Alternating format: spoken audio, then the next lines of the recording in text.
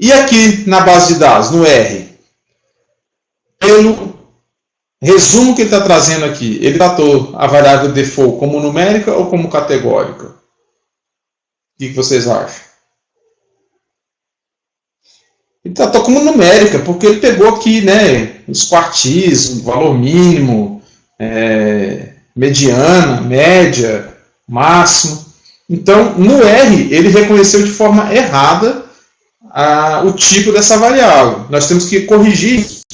Ele não tinha como descobrir mesmo.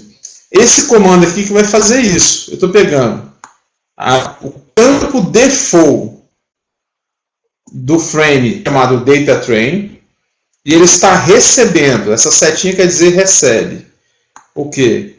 Uma função que converte aquela mesma informação para factor, isso é, para fator. DataTrain default recebe fator de DataTrain default. Tá? Então vou dar um Ctrl Enter aqui na nossa variável.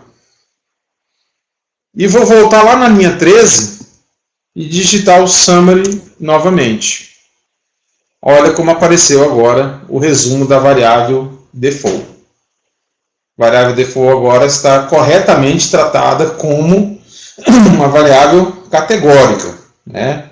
Ele pegou aqui 3.505 casos onde foram pagos tudo corretamente e 1.495 casos que o cliente não pagou o empréstimo. Tudo bem? Então, essa primeira passada, e olhando lá para ver se eu preciso fazer alguma transformação de dados, isso é, ele leu como numérico, mas na verdade a variável era categórica. Eu tenho que vir aqui e fazer essa transformação. Tá certo? Para esse nosso caso aqui, a única variável que teria que fazer transformação também seria a variável do cliente, que ela está lá como numérica e ela é categórica.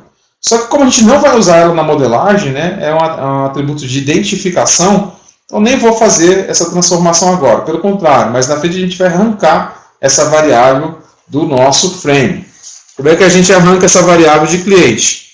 Não vou mais utilizá-la, eu escrevo DataTrain, cifrão, ID do cliente, sinal de menor, tracinho, nulo em letras maiúsculas, ok? Vou dar um Ctrl Enter, executei a minha linha. Deixa eu só voltar aqui para ficar com a mesma numeração de vocês, né? Estava assim. Eu incluí aqui essa linha, DataTrain, $ID cliente, recebe nulo, e executei. Se eu tirar um summary novamente, vocês vão perceber que agora o sumário não aparece mais a coluna do cliente. Tá? Não vou precisar usar ela. Tá? Como analisaríamos a variável dependentes? Variável dependente está aqui na coluna 19, que dependente é a quantidade de dependentes de sua renda. Está falando de quantidade. Vamos olhar lá o que aparece na variável dependente. Dependentes aparece lá que varia de 1 até 2. Tá? Aqui eu poderia, inclusive, tratar aqui como, se eu tivesse mais casos, poderia tratar como faixa de valores. Tá? Essa aqui, eu continuaria trabalhando isso aqui como variável, ou um ordinal, 1, 2, 3, 4, ordinal, ou deixaria como numérico mesmo, tá, Conso? Posso trabalhar ela como numérica mesmo, porque é a quantidade. Em algum momento, pode fazer sentido eu trabalhar com a média de filhos, a média de dependentes. Então eu deixo ele como numérico. Se não fizesse sentido nenhum trabalhar como faixas, né, aí eu deixaria como... Perdão, se não fizesse sentido trabalhar médias, eu deixaria como categórico. Como é que a gente define isso? Se a quantidade de filhos estivesse aqui como faixa, isso é, de 1 até 3 filhos, de 4 a 10, aí não tem jeito, é faixa. Como aqui você não tem um valor intermediário, né, são valores inteiros, é 1 filho, 2 filhos, 3 filhos, 4 filhos, eu trato como uma variável numérica mesmo. Então tá. Eu poderia ter feito aqui o summary direto em um atributo, por exemplo, summary salvo.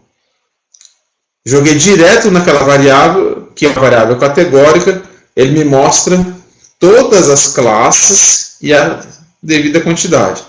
Por que isso aqui é importante? Porque quando eu tenho uma variável que tem muitas classes, como por exemplo, tinha uma aqui, a variável motivo, ela só mostrou aqui 1, 2, 3, 4, 5, 6 motivos.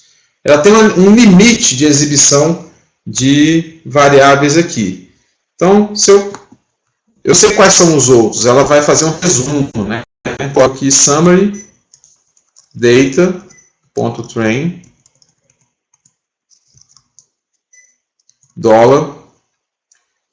$motivo. E aí, aí sim ele me mostra não só aqueles 6 que haviam aparecido lá na primeira tela. Tá? Então, quando eu coloco summary, o nome do dataset, ele faz uma análise superficial de cada coluna. Quando eu faço um summary em cima de uma coluna, ele mostra todos os atributos daquela coluna, todas as classes. Tá?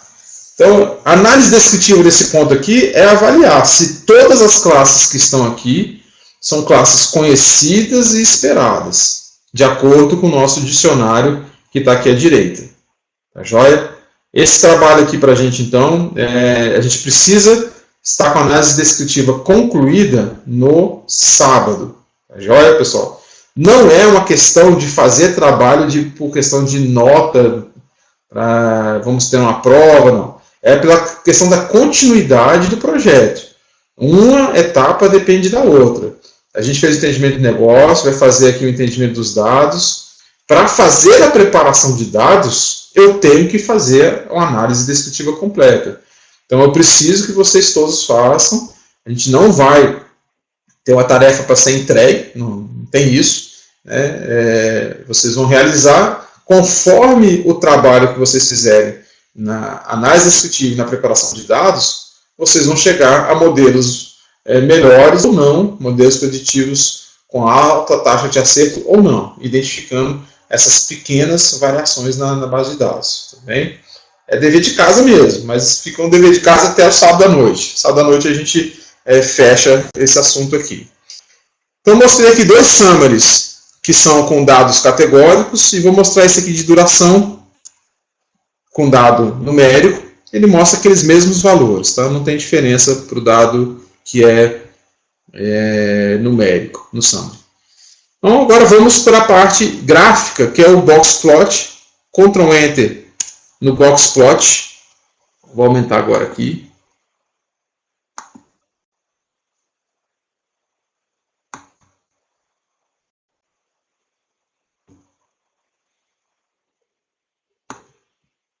Se vocês estiverem com a tela muito reduzida, ele dá esse erro aqui. A figura é muito grande porque a janela estava fechada. Então, dou um Enter de novo. Ctrl Enter. E aqui ele vai mostrar para a gente o box plot. Aqui pode ficar um pouquinho ruim de ver, então eu vou pegar e abrir essa imagem para vocês. Vou pegar aqui o do montante. Vou executar o do montante, que eu tenho ela aqui na tela para mostrar para vocês, na linha 27. Olha o que acontece com esse cara daqui. Está um box plot bem achatado. O que esse box plot está querendo me mostrar aqui? Eu estou olhando uma análise descritiva em cima da variável data_train _ montante. Isso está me mostrando que há valores muito dispersos, muito diferentes dentro dessa base de dados. O montante é o valor do que foi emprestado. tá? Eu tenho aqui uma quantidade muito grande de pontos fora da curva. Isso quer dizer que tem empréstimos feitos com valores muito maiores do que a ampla maioria dos demais empréstimos. Isso aqui é uma das formas de ver. Eu, sem olhar detalhadamente os pontos, eu vejo essas bolinhas me indicando que aqui, a partir de mais ou menos 80 mil reais ou 80 mil dólares, começam a aparecer empréstimos fora da curva. O que eu deveria fazer, ou eu vou ter que testar mais lá na frente, tá? Mas qual que é a indução que a gente tem para tratar problemas como esse? O que vocês acham? Eu estou pegando uma base de dados aqui que tem empréstimos com... Vamos olhar aqui o summary desse mesmo cara, que a gente vai ver aqui. Ó. Eu fiz aqui um box plot do montante, né? Copia a mesma linha e troca em box plot por summary.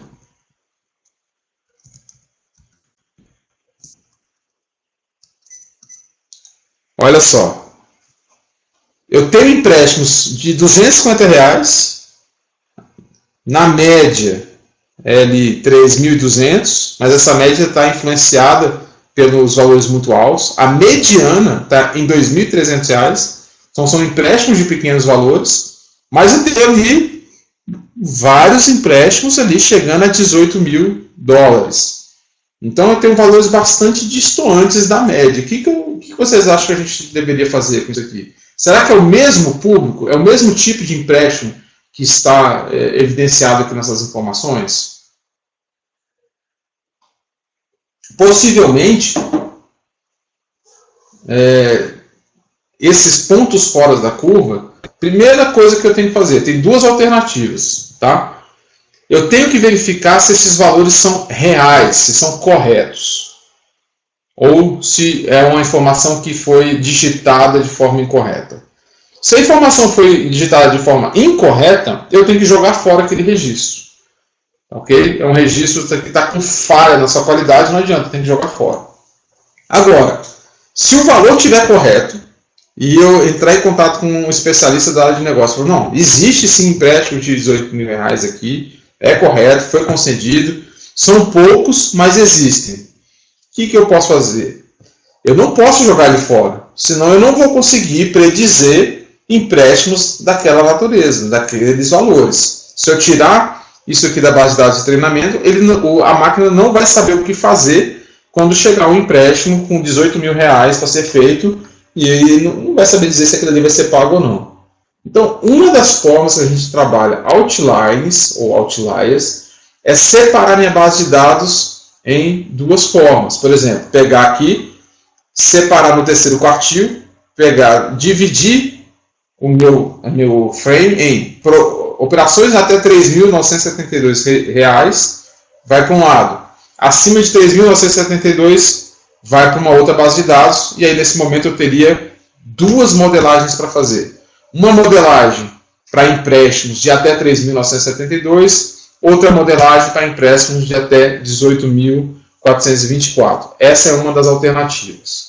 Tudo bem? A gente não vai decidir isso aqui agora, a gente vai decidir isso um pouquinho mais na frente, a hora que a gente começar a verificar as possibilidades de reconfiguração dessa base. Tá certo? Agora a gente só está entendendo os dados. Na parte de preparação dos dados, a gente pode fazer essa divisão.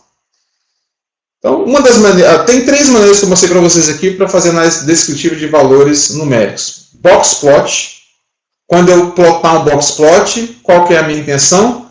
Ver se tem pontos fora da curva. Ver se tem essas bolinhas, que pode estar em cima ou embaixo. Ok? Quando eu tirar o summary, eu vou enxergar quais são esses valores. E tem uma outra maneira que é com histograma. Está aqui na linha 32, dou Ctrl Enter. Está aqui o histograma. Ele mostra agora essas quantidades, estão mais claras para mim. Que realmente eu tenho alguma quantidade de empréstimos. Ó, aqui eu tenho como se fosse uma normal, ela vem, sobe, depois desce. Chega aqui, ó, ela sobe e desce de novo, ela sobe e desce de novo. Se eu olhar, colocasse uma lupa nesses valores aqui, a gente está enxergando o quê? 3 cumes aqui. Eu tenho esse cara aqui como se fosse o pico de uma montanha, a montanha entre esse valor aqui, 0, até 5.000, aqui próximo disso daqui. Outro cume é essa parte daqui, está mais alto do que os seus laterais, e aqui também tem outro cume. Então, é possível que nós tenhamos que separar essa nossa base de dados não em 2 partes, 2 porções, e sim em 3 porções. A gente vai, na quinta-feira, a gente vai tomar essa decisão. Tá?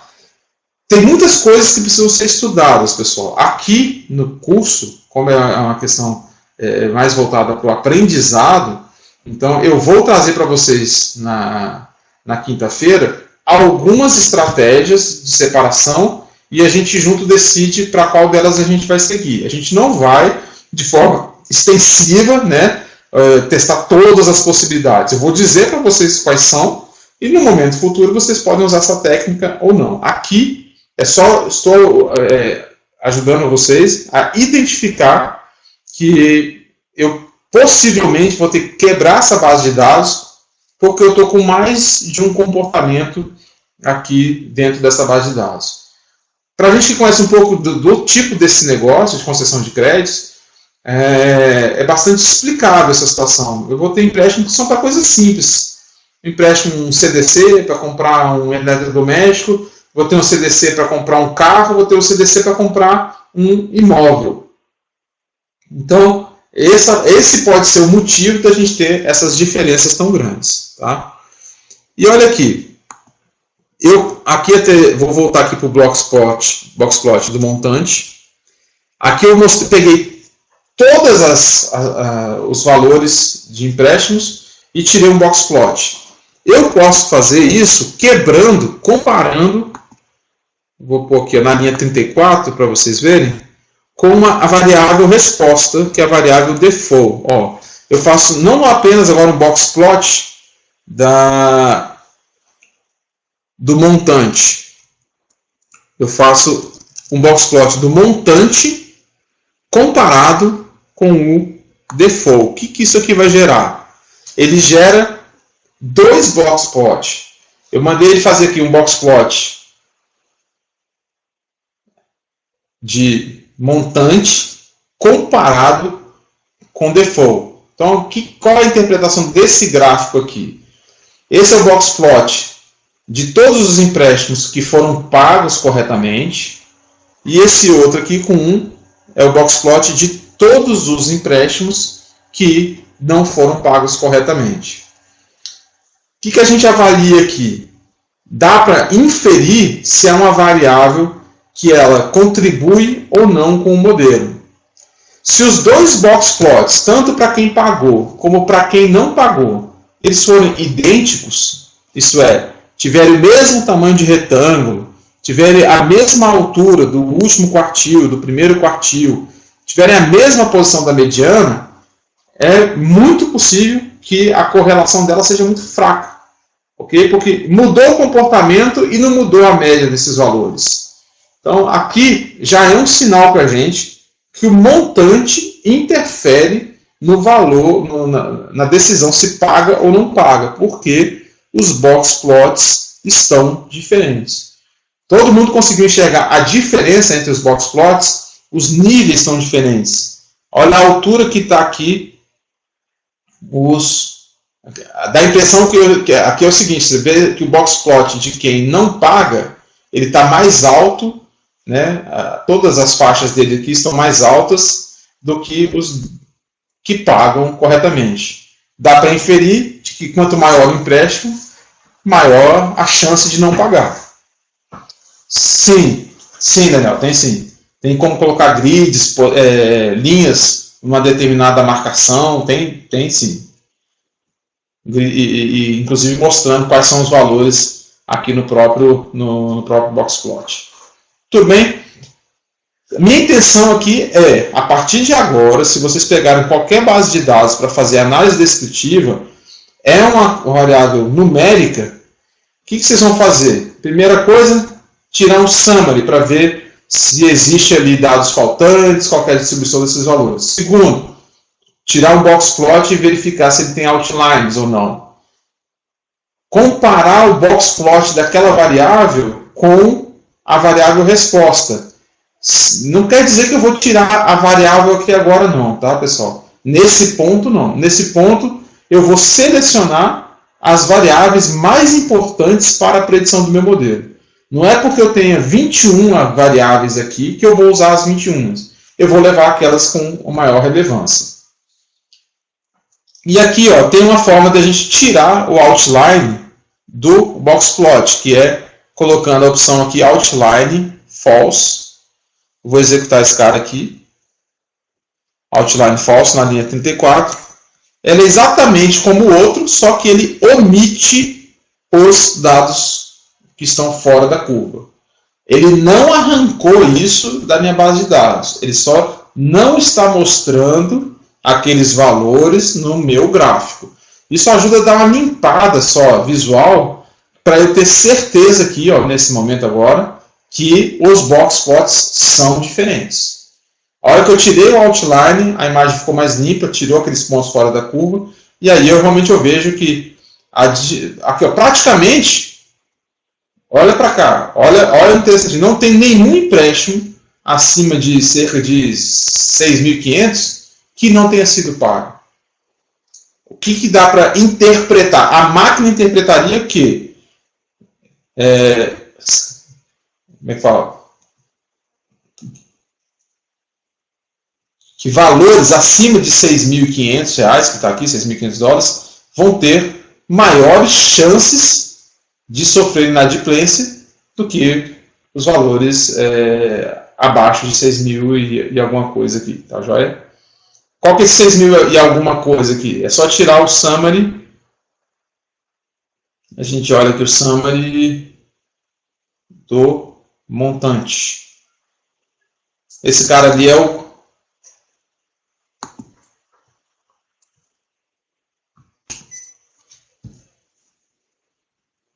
aliás, eu estou errando aqui. Esse cara estaria aqui no meio, mais ou menos, tá? No meio entre os 4.000 e os 18.000. Estaria para cá. Esse aqui está bem determinado, que é o 3.972. Esse aqui é o 1.376. Esse aqui é o 2.320. Tá certo? Ok. Agora, para a gente ir para a parte final aqui da aula, a gente vai dar tempo da gente ver a parte de análise de variáveis categóricas, só variáveis numéricas. A gente viu então aqui o sumário com os quartis, primeiro, segundo, terceiro, quarto, média e mediana. Vimos o box plot e o histograma.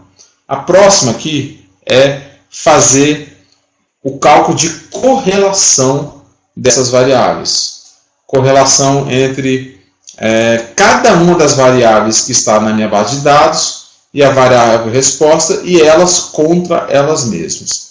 Só que tem um detalhe. Correlação de Pearson, que é a que a gente está usando aqui, ela só é válida entre variáveis numéricas. Tem um outro método, que é usando o tal de Kendall, a gente vai voltar isso para vocês na próxima aula, que ele faz o cálculo de correlação com variáveis categóricas.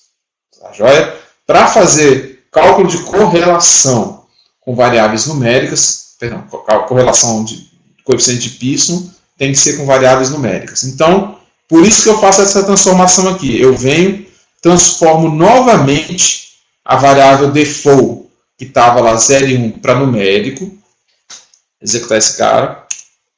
E aqui o que eu estou fazendo eu estou fazendo uma cópia do meu frame chamado data frame e estou fazendo uma cópia para um novo frame chamado data train numerics. Isso é, um dataset formado só por variáveis numéricas. Qual é a sintaxe aqui? Data train numerics recebe o frame data train, abre colchetes. O primeiro parâmetro são quais são as linhas. Eu simplesmente coloquei espaço, vírgula. Esse pedacinho aqui que está em branco representa que é para trazer todas as linhas daquele data frame. Depois da vírgula é para dizer quais são as colunas que eu quero que traga.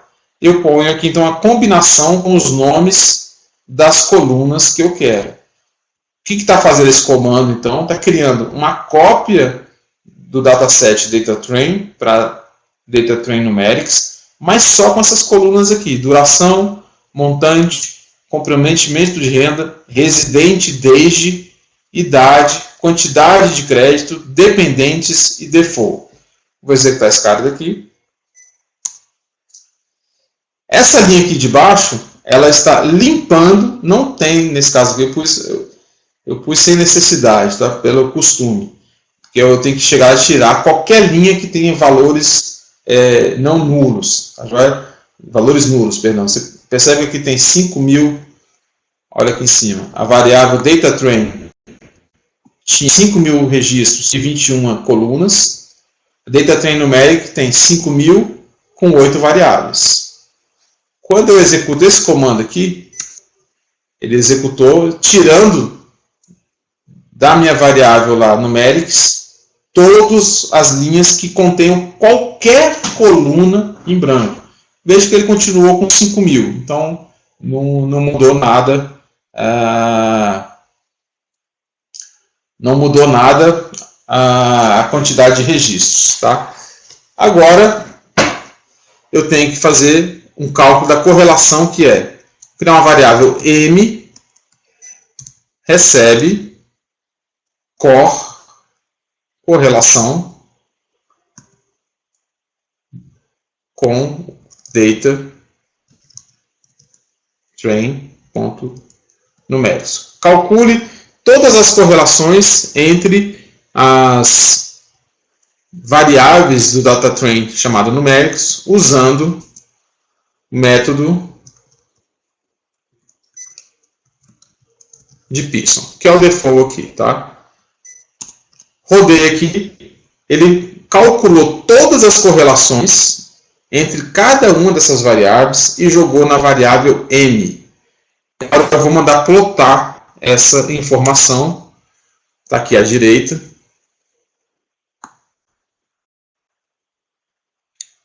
Eu vou mudar de tela aqui um pouquinho para pegar essa imagem e mostrar para vocês, para a gente detalhar essa imagem.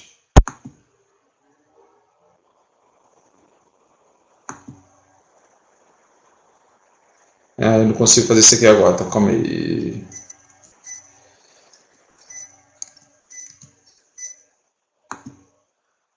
Vou exportar essa imagem aqui, só para poder pôr ela em tela cheia.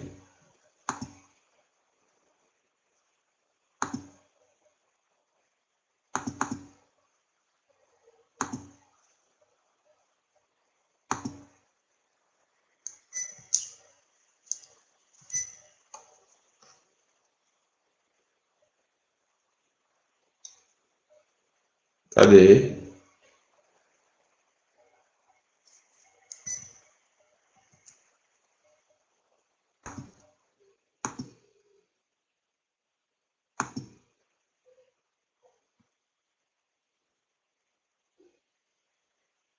Então, desktop, rplot1.desktop, tem que estar lá, né?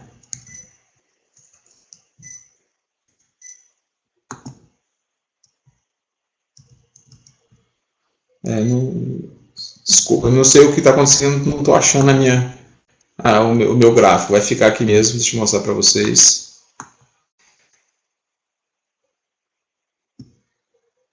Meu mouse é um carimbo, porque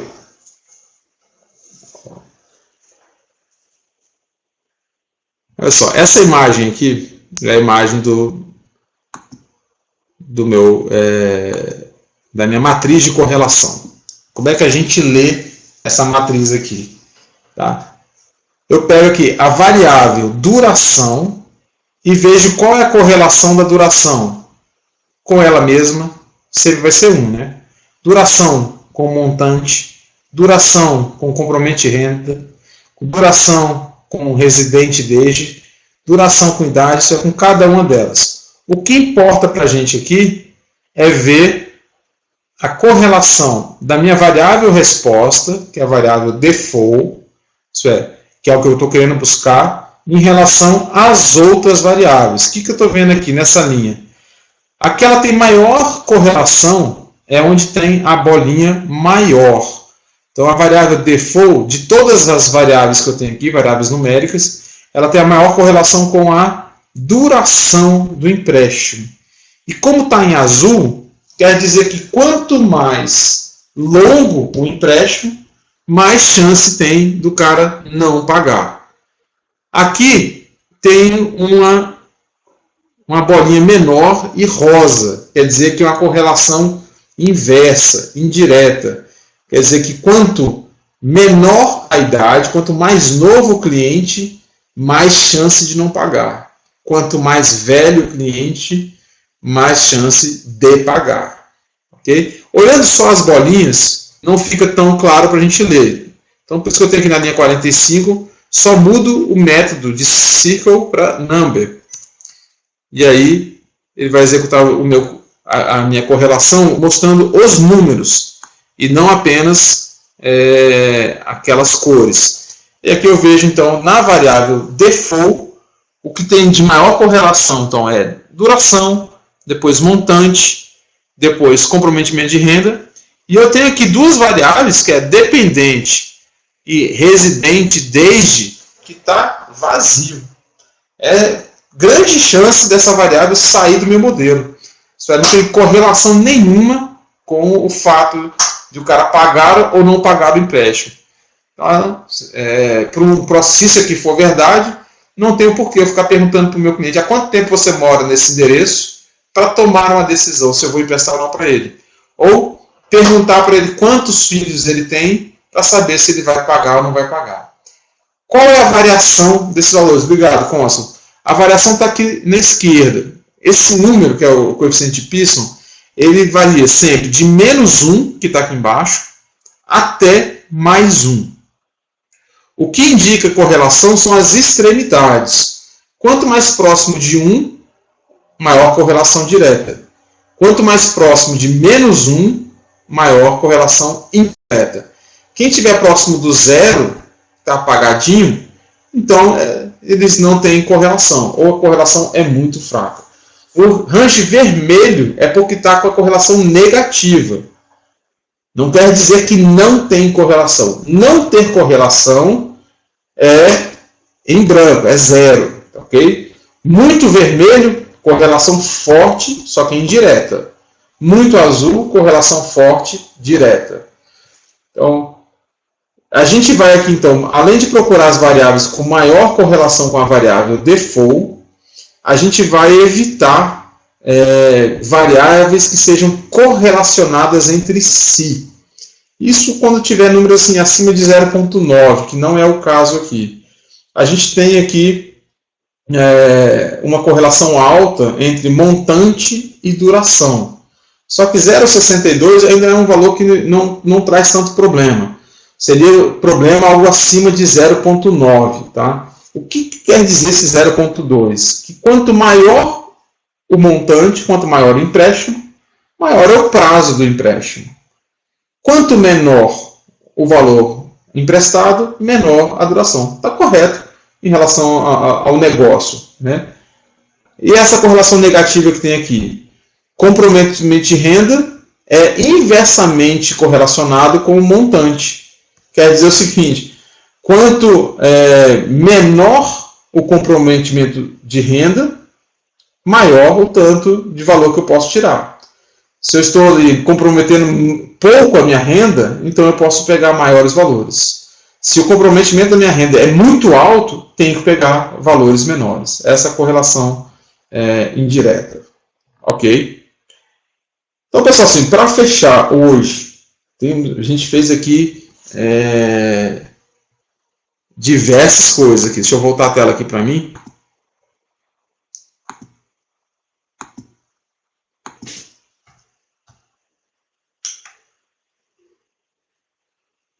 Voltar a tela aqui para mim para a gente finalizar aqui. e ver se ficou claro para todo mundo qual é o objetivo aqui do curso, que é ver a parte teórica, mas construir um modelo preditivo. Esse modelo é a predição se um cliente vai ser inadimplente ou não, com base nos dados que foram disponibilizados para vocês. De acordo com o ciclo aqui do CRISP-DM, a gente vai seguir as fases do CRISP, né? Vamos olhar aqui. A gente já passou pelo entendimento do negócio, que foi determinar o objetivo do trabalho, que é identificar quais são o que eu vou fazer aqui, né? Buscar uma classificação para identificar se um cliente vai pagar ou não vai pagar. Depois, a gente entrou na fase de entendimento dos dados, que é identificar a qualidade dos dados, dados faltantes, se tem missing, quais são as distribuições. A partir dessa análise, tomar a decisão na próxima etapa, se eu vou desprezar variáveis, se eu vou calcular variáveis novas em cima daquelas variáveis derivadas, se eu vou separar a minha base de dados. Essas são as decisões que nós vamos tomar aqui no nosso curso, para a preparação de dados. Tá certo? Hoje a gente conseguiu fazer o entendimento dos dados numéricos, por meio então, de boxplot, de sumários, de histograma, boxplot bivariado, que é o boxplot onde eu pego uma variável comparando com outra, e, por último, as correlações. Tudo isso serve de insumo para, no próximo passo, eu determinar quais variáveis continuam, quais vão sair, ou até mesmo se eu posso continuar meu estudo, se eu vou ter alguma chance de, com as variáveis que nós temos aqui hoje, chegar em algum lugar. Hoje a gente só viu a análise das variáveis numéricas.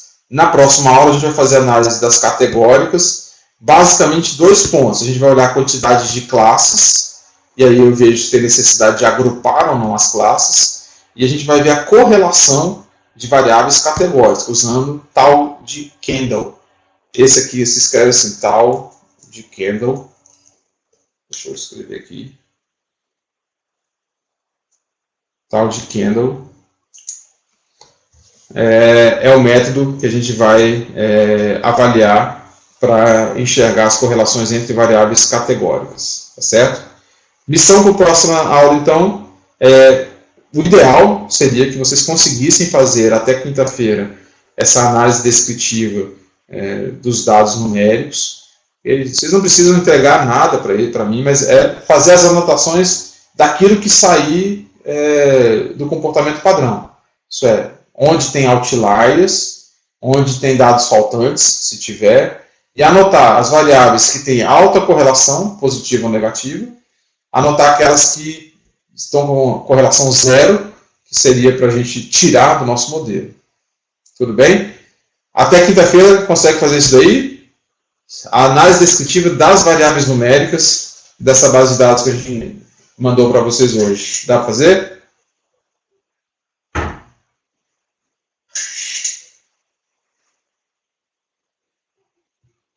O Edson está mais longe lá. De Fortaleza já chegou e já respondeu.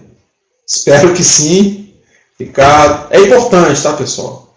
É importante. Repete, você estava olhando a novela, né, Varituza? Tudo bem. Eu não posso falar essas coisas porque fica gravado. Fazer a análise descritiva das variáveis numéricas. Só isso. Tá certo? Então você pode assistir novamente o vídeo, que vai mostrar essa parte onde a gente fez os comandos aqui para análise descritiva. Tá? Vou mandar para vocês esse vídeo aqui, para vocês. A parte que não gravou, pessoal, foi só a parte onde eu mostrava como que abria o R, onde que eu buscava lá o arquivo de análise descritiva e falando cada etapa cada bloco, né, da nossa interface. Ô Tássio, esse servidor não vai ficar online não, eu posso até deixar ele de hoje para amanhã, ok? Esse servidor é um notebook. Eu vou passar assim, passo o roteiro de instalação, eu tenho já ele aqui prontinho, eu vou mandar dois links aqui, um para Windows e outro para Linux, tá certo? Essa sala daqui, pessoal, a sala que vocês acessaram agora, ela vai ficar permanentemente aberta. O cônsul saiu mesmo? Ela vai ficar permanentemente aberta. Então, se vocês aqui, mesmo depois que a aula acabou agora, quiserem retornar aqui na sala para verem as últimas mensagens, para acessar essa base de dados aqui, ela vai ficar disponível. Respondendo a Aretusa, eu já vou salvar aqui esses ajustes que eu fiz e jogo aqui para vocês. Tá? O RStudio de hoje eu pus na minha máquina para a gente usar durante as aulas, tá, ok? É importante que vocês usem o próprio R de vocês, o RStudio de vocês, no momento de estudo. Então, eu vou passar para vocês aqui o link de instalação, o roteiro de instalação. Quem tiver algum problema, não estiver conseguindo, por favor, amanhã mesmo durante o dia, manda uma mensagem no meu WhatsApp que eu auxilio vocês na configuração desse ambiente. Tá bom? É super importante que vocês tenham esse ambiente na casa de vocês. Esse programa, como a gente acessa o RStudio, a Aretusa está perguntando? Para vocês, na casa de vocês, eu estava pensando em mandar o link não do RStudio Server, tá? Sim do RStudio Client mesmo, é mais simples a instalação dele, que aí acessa diretamente como se fosse um aplicativo, tá? Vai clicar no ícone lá e vai acessar o aplicativo. A não ser que vocês façam questão, mas aí tem que saber parar o serviço, subir o serviço. Eu acho que não é necessário se vocês forem usar sozinhos, ok? O server é bom para poder acessar as novas. Tudo bem, sem problema, pessoal. São duas instalações. O R é igual para os dois e o RStudio. Tá joia? A gente pode fazer o seguinte também, se vocês tiverem disponibilidade, já são 10h30, mas eu posso continuar mais um pouco aqui mostrando para vocês o roteiro de instalação. O que vocês acham? Posso mostrar aqui, continuando aqui no vídeo, já como é que a gente faz essa instalação e pronto.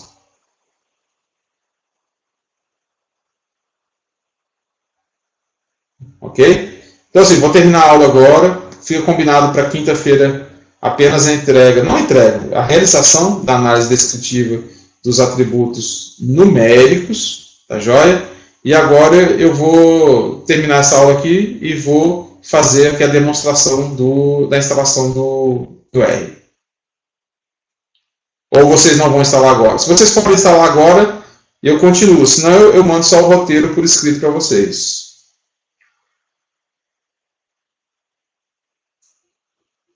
O que vocês preferem?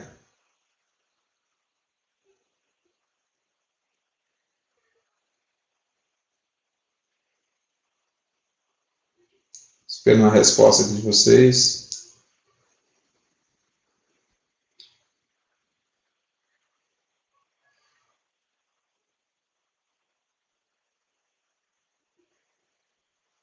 Não, então faz o seguinte, pessoal. Eu vou escrever um roteiro para vocês. Se a interface é igual ao do server, o Edson, eu confesso que para mim é a mesma coisa, eu não tinha percebido a diferença nos dois. Será que a gente está com versão diferente?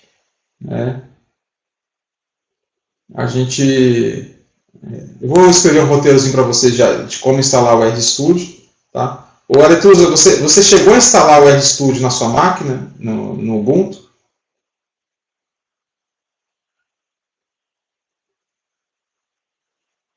Sim, então é fácil de você executar. Você vai no ícone que tem lá em cima à esquerda, um íconezinho que é uma bolinha com... você instalou no Windows? Então é mais fácil ainda. Deve ter lá na barra de programas, vai procurar lá o RStudio e iniciar o programa executável, RStudio. É simples mesmo. Ou tem uma barrazinha embaixo, à esquerda, você vai digitar RStudio e vai aparecer. Instalação de bibliotecas, pessoal, é só entrar no prompt, né, na console do R e digitar o seguinte, eu vou colocar aqui, por exemplo, se eu quero instalar o pacote Core Plot, que foi esse daqui. Vou dar o comando install.packages, entre parênteses, forplot. Isso aqui, ó. Instalação de pacotes é só ir lá direto na console, naquela parte de baixo, ou escrever no próprio script, dar um Ctrl Enter nele, install.packages, o nome do pacote ali entre aspas. É necessário você estar com ele na internet, né? Com acesso à internet.